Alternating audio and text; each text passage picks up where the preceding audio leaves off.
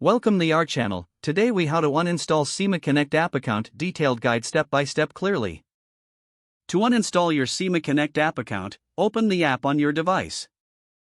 Navigate to the settings menu by tapping the gear icon, usually found in the upper right corner. Scroll down to find the option labeled account.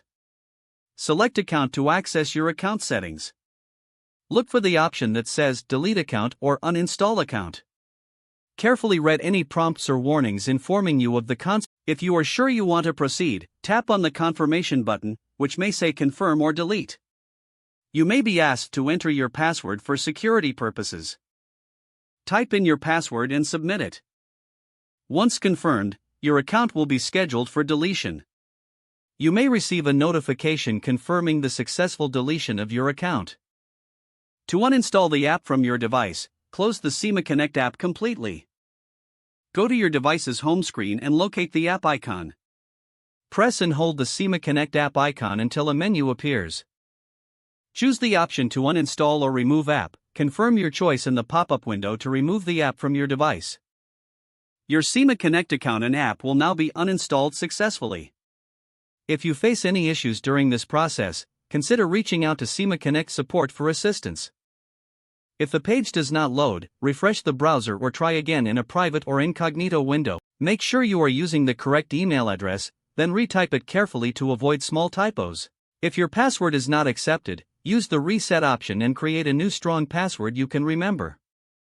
Check your spam folder for verification or security emails, then complete any requested confirmation steps. Enable two-factor authentication if available to improve account security and reduce unauthorized access risk.